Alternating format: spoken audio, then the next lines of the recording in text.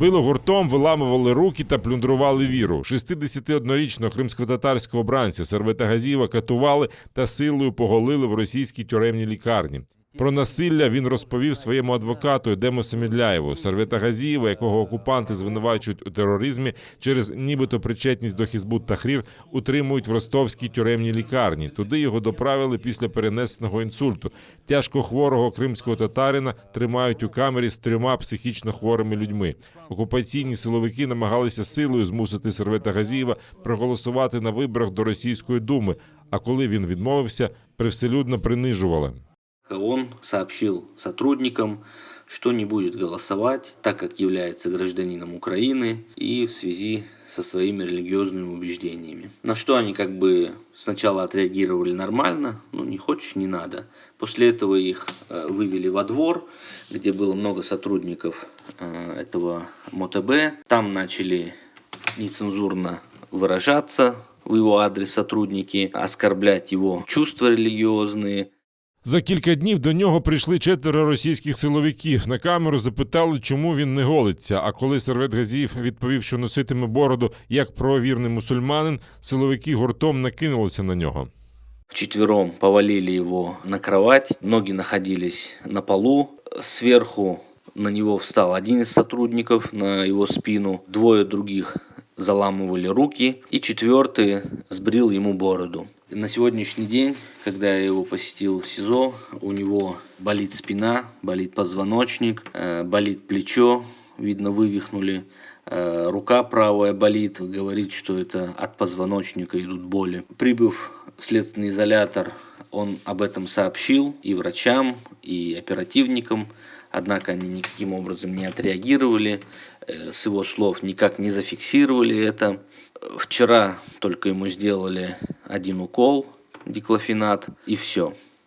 Сервет Газиев перенес инсульт, это видно даже невооруженным взглядом. Лицо его перекошено, должную медицинскую помощь он до сих пор не получил. И после грубой физической силы, которая была к нему применена в межобластной больнице, у него немеет рука и состояние критическое. Омбудсмен Людмила Денісова назвала тортури ганебною помстою бранцеві. Вона вимагає від російських урядовців надати Сервету Газієву медичну допомогу та покарати катів. А світ закликала до санкційного тиску на Москву, щоб якнайшвидше звільнити політв'язня. Кричуще ставлення до Сервета Газієва є помстою Кремля за його тверду позицію говорити рідною кримськотатарською мовою у СІЗО та під час судових засідань, а також постійне відстоювання своїх прав. Такі дії стосовно нашого співгромадянина розцінюю як катування, нелюдське поводження та порушення статті 3 Конвенції про захист прав людини і основоположних свобод. Звернуться зі скаргою про злочин до Російського слідчого комітету, а також вимагатимуть якнайшвидшого надання Сервету Газієву медичної допомоги. Під російським посольством у Києві запалили фаєри та вимагали звільнити політв'язнів. Люди тримали в руках українські та кримськотатарські прапори та банер із закликом до агресора звільнити бранців. Таких на території окупованого Криму та в російських тюрмах вже 135 людей. Більшість з них – кримські татари. Також гучномовець працівникам амбасади агресора нагадали, чий Крим та куди слід забиратися загарбнику.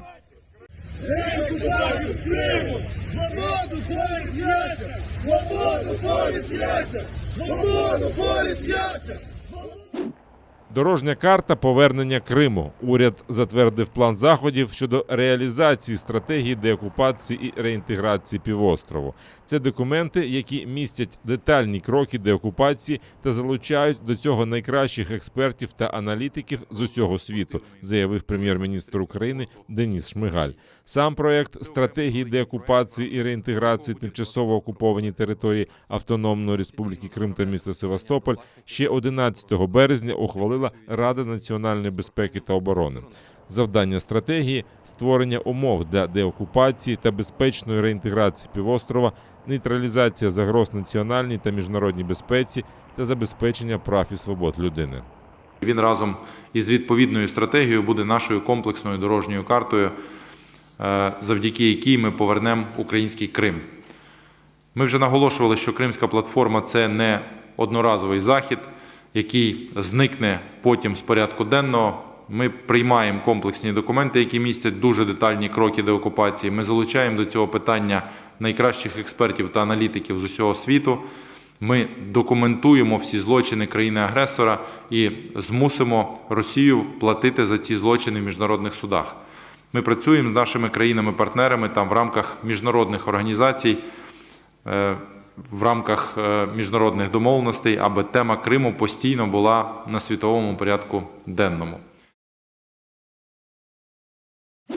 Сподіваємося на допомогу Ердогана в звільненні кримських політв'язнів. Про це заявив голова Меджлісу кримськотатарського народу Рифат Чубаров. Він має надію, що президент Туреччини під час зустрічі з Путіним обговорить питання Криму та звільнення політв'язнів. Чубаров розповів, що про такі сподівання написав у своєму листі з російського СИЗО його перший заступник Наріман Джелял, якого окупанти затримали 4 вересня та звинуватили у диверсії на газопроводі в окупованому Криму. Ми дуже сподіваємося на його, ну скажімо, на таку місію з боку Ердогану. Я сьогодні вже мав можливість від адвокатів Нарімана Джелялова ознайомитися з коротеньким таким, з коротенькою подякою письмовою від Нарімана Джеляла президенту Туреччини пану Ердогану, і він там дійсно дякує його за виступ з трибуни Організації Об'єднаних Націй, Генеральної Асамблеї, і каже, я був дуже зворушений тим, що ви назвали моє прізвище, але дуже сподіваюся, що як ви звільнили Ахтема Чийгоза і Ільми Умерова, так ви і попливаєте на звільнення всіх політв'язнів Криму.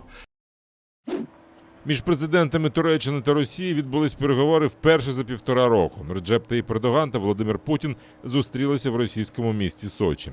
Для цього російський президент вийшов з 2-тижневої самоізоляції. На публічній частині зустрічі Ердоган і Путін обговорили спільну торгівлю, туризм, ситуацію в Сирії та на Кавказі і боротьбу з пандемією. Переговори відбулися на тлі заяв Ердогана про те, що Туреччина ніколи не визнає Крим російським. Але, як уточнив прес-секретар Путіна Дмитро Пісков, тему Криму президенти не підніматимуть. Кримськотатарському бранцю Осману Арифмеметову заборонили брати участь в наступних засіданнях через зауваження російському судді кримськотатарською мовою. Про це розповів адвокат Олексій Ладін після засідання у Південному окружному військовому суді Ростова-на-Дону. Там продовжують розгляд справи 25 кримських татар, яких через нібито причетність до Хізбут-Тахрір звинуватили у тероризмі п'ятірки Енвера Аметова, Рустема Шейхалієва, Руслана Сулейманова, Яшара Муєдінова та Османа Арифмеметова. Його російський суддя звинуватив у порушенні регламенту, бо бранець заявив йому відвід і звернувся кримськотатарською. Османа Арифмеметова обурило, що на судилище не допустили родичів.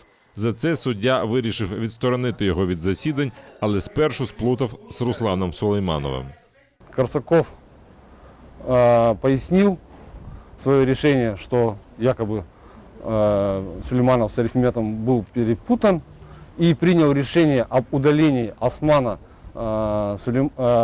Арифмеметова до прений, то есть на время всего судебного следствия, об удалении из зала судебного заседания якобы за нарушение регламента. Защита в корне не согласна с таким решением. Я считаю, что это грубое нарушение, беспрецедентно грубое нарушение прав моего подзащитного. Попри те, що родичі бранців подолали сотні кілометрів до російського Ростова-на-Дону, не всі змогли потрапити до судової зали. За словами захисників, російські судді посилаються на карантинні обмеження, щоб не допускати людей, які приїхали на підтримку. Натомість до зали завчасно запускають групу студентів юридичного університету. На такое поведение суда и на избирательный подход в приглашении слушателей в участие в судебном заседании сторона защиты и наши подзащитные отреагировали как на заинтересованность суда в исходе дела, потому что большое количество родственников так и не смогли попасть в зал судебного заседания. Это очередное подтверждение того, что социальная дистанция является ничем иным, как прикрытием от доступа слушателей в зал судебного заседания. На суд не пускают, определенное количество там запускает 5 человек. И из этих 5 человек одного только из наших, из родственников кого-то запускает. А остальные там 4 запускают каких-то студентов, которые вот для того, чтобы забить зал. 10 тисяч рублів штрафу. Такий присуд окупаційного Київського райсуду Сімферополя Рішату Білялову, батькові Мемета Білялова, якого окупанти засудили до 18 років за звинуваченням у нібито тероризмі. Рішата Білялова визнали винним у буцімто порушенні карантинних обмежень під час масових зборів біля будівлі ФСБ 4 вересня. Того дня десятки кримських татар зібралися там, щоб дізнатися про долю викрадених 5 співвітчизників. Співробітники окупаційної поліції почали розганяти людей через нібито недотримання соціальної дистанції. Захист клопотав про припинення провадження проти Рішата Білялова через відсутність складу злочину. Окупаційний суддя та слідчі не змогли знайти його на фото. Проте дослухалися до так званих свідків. Вони, за словами захисту, стверджували, що кримські татари були налаштовані войовниче. Данные свидетели не предвзято и, более того, как-то необъективно передают информацию события 4 сентября, свидетелями которых они являлись. Как, например, которые говорят, люди агрессивные, люди толпящиеся, люди, чуть ли не бравшие на штурм здания ФСБ. Как всегда, по шаблону все прошло, никаких новых неожиданных ситуаций не было. Свидетели все фальшивые, все было как по стандарту, даже не пытались что-то изменить. Можно сказать, что взяли какой-то лист бумаги, напечатанный 2 года там назад, по нему все сделали, только фамилии вставили. Вот такая формальная судебная процедура происходит в этом Киевском суде. Какая может быть справедливость в этом суде, в этой стране? 9666 нових підтверджених випадків коронавірусу зафіксували в Україні за добу. Про це повідомили у Міністерстві охорони здоров'я. Померли 217 пацієнтів, одужали 3281. Там заявили, що ініціюють відсторонення керівників закладів охорони здоров'я, де підробляють свідоцтва про проведення вакцинації. Випадки, коли лікарі видавали підроблені сертифікати про ковід-вакцинацію, а також фіктивні ПЛР-тести фіксували у Чернівецькій, Львівській та Івано-Франківській областях. Ми офіційно направлятимемо подання до власників закладів охорони здоров'я, де працюють ці лікарі, із проханням відсторонити від роботи керівника цього закладу на час проведення слідства до встановлення причетності самих керівників до діянь, які вчиняють їхні підлеглі. Керівники мають нести також персональну відповідальність за те, що відбувається в їх лікарні. У Міністерстві охорони здоров'я підрахували, що 82% померлих від COVID-19 за весь період пандемії – люди віком від 60 років. 98% з них були не вакциновані. Там додали, люди літнього віку є пріоритетною категорією для вакцинації, адже вони мають вищий ризик важкого перебігу COVID-19, госпіталізації та смерті. Більше 90% людей, які потрапляють до лікарні зараз, це не вакциновані люди. Майже 100% летальних випадків – це також не вакциновані люди. Все більша кількість українців роблять щеплення, темпи вакцинальної кампанії тримаються на стабільно високому рівні. Від початку кампанії загалом зроблено 12,5 мільйонів щеплень. Одну дозу отримали 7 мільйонів громадян України і повністю імунізовані та отримали 2 дози 5,6 мільйона осіб. Зростає кількість захворювань на COVID-19 в окупованому Криму. За даними окупантів, за минулу добу там зареєстровано 378 випадків небезпечної інфекції проти 361 випадку, зареєстрованого напередодні. За минулу добу від коронавірусної інфекції на півострові померли 9 осіб. Приєднуйтесь до сім'ї АТР та підпишіться на сайт нашого телеканалу. Для цього наберіть в браузері atr.ua, натисніть на кнопку «Вступити в сім'ю АТР», виберіть суму і натисніть кнопку «Підтримати АТР». Після цього заповніть дані своєї картки та електронної пошти. Оберіть регулярність платежу, погодьтеся з умовами програми та натисніть кнопку «Оплатити». Перший кримсько-татарський телеканал АТР – це максимальна та ексклюзивна інформація про Крим. Це єдиний осередок свободи слова для кримсько-татарського народу. Підписка на наш сайт – це підтримка нашої інформаційної боротьби та ваш внесок у повернення півострову додому, в Україну.